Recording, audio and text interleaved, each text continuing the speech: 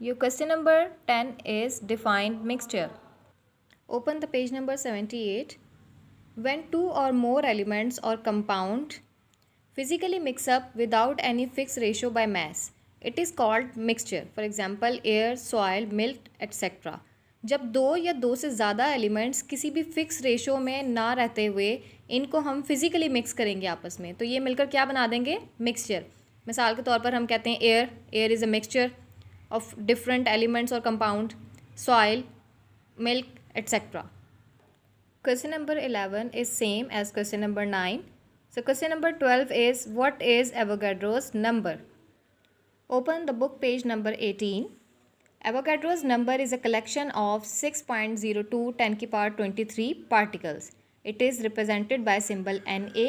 Hence, the 6.02 10 की power 23 number of atoms, molecule or formula units is called Avogadro's number, that is equivalent to 1 mole of respective substance. अब इसको हम समझते हैं. देखें, अब हम कहते हैं कि हम केमिस्ट्री में ऐसे सब्सटेंस के बारे में पढ़ते हैं जिसमें एटम्स आते हैं जो बिल्कुल एटम से मिलकर बने हैं, मॉलिक्यूल्स या फार्मूला यूनिट से मिलकर बने हैं. अब एक केमिस्ट के लिए ये बहुत मुश्किल होता है कि वो इन पार्टिकल्स को काउंट करे. तो ईजीनेस के लिए हम क्या करते हैं कि एक मोल को हमने एक एवोगाड्रो नंबर की कलेक्शन के बराबर रख दिया, जो कि कलेक्शन किसके बराबर है? हमारी 6.02 10 की पावर 23 के. फॉर एग्जांपल हम कहते हैं हम शॉप पे जाते हैं, ठीक है, 1 डज़न एग्स हमने बाय करने हैं. तो 1 डज़न एग्स कितने होते हैं? 12. ठीक है, तो हमने क्या कहा कि 1 डज़न एग किसके बराबर है? 12 अंडों के बराबर है. इसी तरह हम कहते हैं कि कोई भी एक एटम या एक हम कहते हैं कि मॉलिक्यूल या एक फार्मूला यूनिट 1 मोल उसका किसके बराबर होगा? 6.02 10 की पावर 23 पार्टिकल्स के बराबर होगा. एग्जाम्पल देख लें, 6.02 मल्टीप्लाई 10 की power 23 atoms of carbon are equivalent to 1 mole of carbon. ठीक है, इसी तरह ये मॉलिक्यूल है, वाटर मॉलिक्यूल है. वाटर मॉलिक्यूल किसके बराबर होगा? 1 मोल के. फार्मूला यूनिट अगर हम सोडियम क्लोराइड, जिसे हम कॉमन सॉल्ट भी कहते हैं, वो 6.02 किसके बराबर होगा? 1 मोल के बराबर होगा. Okay. Your question number 13 is what is empirical formula? Give example. Open page number 79. Empirical formula is a formula which represents simplest whole number ratio of atom of element present in a compound. अब हम कहते हैं कि ये simple whole number ratio है किसी भी compound में कितने एलिमेंट्स या कितने एटम्स मौजूद हैं वो मालूम करने के लिए. ठीक है, कि वो कितने मौजूद हैं तो वो क्या कहलाएगी? उसकी सिंपल रेशियो एम्पिरिकल फार्मूला कहलाएगी. फॉर एग्जांपल अगर हम मिसाल लेते हैं, हम कहते हैं कि सिलिका, सैंड जिसे कहते हैं, ठीक है, SiO2 इसका फार्मूला है. तो इसके अंदर सिलिकॉन के कितने एटम है? 1. ऑक्सीजन के कितने हैं? 2. तो इसकी रेशो क्या है? 1 और 2. तो ये जो सिंपल होल नंबर रेशो है, इससे हम क्या बनाते हैं? इसका एम्पिरिकल फार्मूला बनाते हैं. अब हम बात करते हैं ग्लूकोज़ की. ग्लूकोज़ की रेशो होती है 1:2:1, यानी कि इसके अंदर एक कार्बन होता है, 2 हाइड्रोजन के होते हैं मॉलिक्यूल और एक ऑक्सीजन का होता है. तो CH2O ये इसका क्या कहलाएगा? एम्पिरिकल फार्मूला, जो कि सिंपल रेशो है. Your question number 14 is calculate molecular mass of HNO3 nitric acid. Open the book page number 13. Example number 1.2. Calculate the molecular mass of nitric acid HNO3. अब इसका solution देखें. H hydrogen हमने अलहदा लिख लिया, nitrogen को अलहदा, ऑक्सीजन को अलहदा, तीनों के हमने एटॉमिक मास लिख लिया. हाइड्रोजन का एटॉमिक मास कितना है? 1 AMU. और नाइट्रोजन का कितना है? 14 AMU. और ऑक्सीजन का एटॉमिक मास कितना है? 16. एटॉमिक मास क्या था? Number of proton plus number of neutron. अब हम कहते हैं कि हमने मॉलिक्यूलर फार्मूला लिखना है. मॉलिक्यूलर फार्मूला क्या है? HNO3. मॉलिक्यूलर मास मालूम करने के लिए हमने कहा कि हाइड्रोजन हमारे पास कितने मॉलिक्यूल हैं? हाइड्रोजन के 1. तो हमने क्या लिख लिया? 1. नाइट्रोजन कितने हैं हमारे पास? 1. तो इसके लिए भी क्या लिखा गया? 1. ऑक्सीजन कितने हैं? 3. तो हमने क्या मेंशन किया इधर? 3. आगे हमने लिख दिया atomic mass of hydrogen, atomic mass of nitrogen and atomic mass of oxygen. Hydrogen का एटॉमिक मास 1, नाइट्रोजन का 14, 3 का हमने 3 नीचे कैरी किया. ऑक्सीजन का atomic mass 16. 16 multiply 3 is equal to 48. 14 का 14, 1 का 1, 14 plus 1 15, 15 plus 48 63 AMU. So nitric acid HNO3 का हम कहते हैं कि मॉलिक्यूलर मास हमारे पास कितना आया है? 63 AMU. Number 15 is what is cation? Give example. Open the book page number 14. First you have to know what is ion. Ion is an atom or a group of atom having charge on it. किसी भी atom या group of atoms आपस में मिलके उस पर कोई charge मौजूद होगा तो हम कहेंगे वो जो चार्ज है वो क्या है, उसके वो क्या कहलाएगा? आयन. एन एटम और group of atoms having positive charge, अगर उस पर पॉजिटिव चार्ज मौजूद होगा so we called it cation. Cations formed कैसे होती हैं? The cations are formed when atom lose electron from their outermost shell. Centre में न्यूक्लियस मौजूद है, इसके बाहर शेल्स हैं. आउटर मोस्ट शेल कौन सा होगा? बाहर वाला, जो सबसे बाहर वाला होगा. इसमें से एक इलेक्ट्रॉन का लूज़ होना, ठीक है, जब एक इलेक्ट्रॉन लूज़ होगा तो वो क्या कहलाएगा?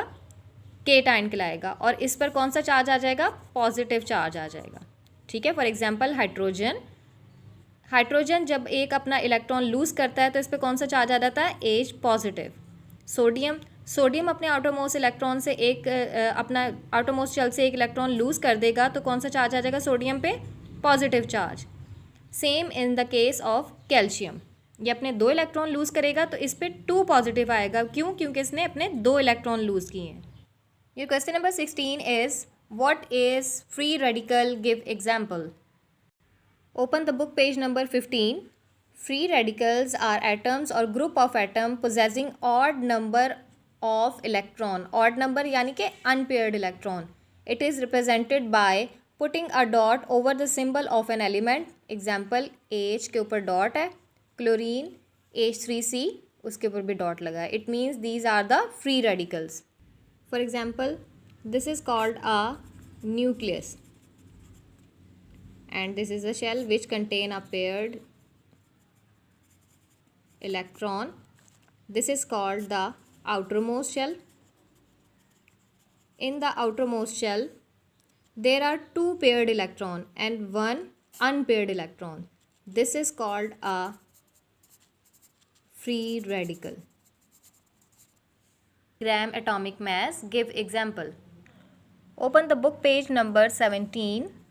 The atomic mass of an element expressed in grams is called gram atomic mass or gram atom. It is also called a mole.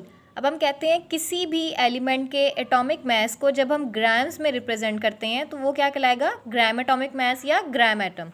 इसको हम 1 मोल भी कहते हैं. फॉर एग्जांपल हम कहते हैं कि hydrogen 1 gram atom of hydrogen किसके बराबर है? 1.008 ग्राम्स के, जो किसके बराबर हमने कंसिडर किया था? 1 मोल के बराबर. ठीक है. यानी कि 1 मोल हाइड्रोजन का 1.008 ग्राम्स के बराबर है और 1 मोल कार्बन का किसके बराबर है? 12 ग्राम के बराबर है. Your question number 18 is write the composition of milk and brass. The composition of milk is water, lactose, fat, protein and minerals.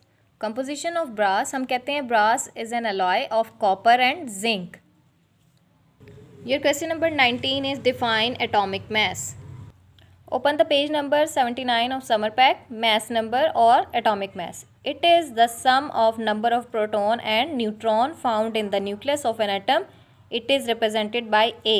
अब हम कहते हैं एक एटम है, सेंटर में न्यूक्लियस मौजूद है, ये इसके क्या हैं? बाहर शेल्स हैं जिसमें इलेक्ट्रॉन्स होते हैं, अंदर क्या है? Proton and neutron. अब हम कहते हैं सम करना. फॉर एग्जांपल हम मिसाल लेते हैं कि नाइट्रोजन में हम कहते हैं कि इसके प्रोटॉन भी 7 है और इसके अंदर न्यूट्रॉन जो हैं वो भी 7 है. अब जब हम इसका नाइट्रोजन का सम करते हैं 7 + 7, ठीक है, ये क्या है? Proton plus neutron. It is equal to 14. So what is the atomic mass of nitrogen? Atomic mass of nitrogen is 14. Your question number 20 is define inorganic chemistry. Open the summer pack page number 78. Inorganic chemistry. It deals with the study of all elements and their compounds except of carbon and hydrogen and their derivatives. अब inorganic chemistry में हम तमाम elements की study करते हैं सिवाय किसके? Carbon, hydrogen और इसके डेरिवेटिव्स के. जो कार्बन के एलिमेंट्स होते हैं वो, जो हाइड्रोजन के एलिमेंट्स होते हैं वो एंड द डेरिवेटिव्स मीनिंग है जो इससे ड्राइव हुए हैं, जो इससे अखज़ किए गए हैं, उनकी स्टडी इसमें नहीं होती। इसके अलावा बाकी तमाम जितने भी एलिमेंट्स हैं उनकी स्टडी हम किस में कर रहे होते हैं, इनऑर्गेनिक केमिस्ट्री में।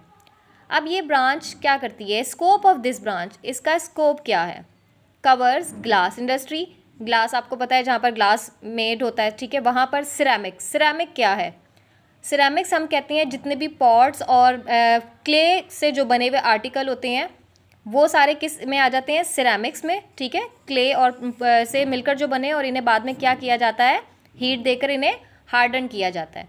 मेटलर्जी क्या है, मेटलर्जी हम कहते हैं extraction of metals from ores, यानी कि मेटल्स को निकालना ओर्स से। ओर्स क्या है, नेचुरली अकरिंग सॉलिड मटेरियल जो होता है, ठीक है, कुदरती तौर पर जो मटेरियल पाया जाता है उसमें से हम मेटल को क्या करते हैं, एक्सट्रैक्ट करते हैं, निकालते हैं, तो वो प्रोसेस क्या कहलाता है, मेटलर्जी।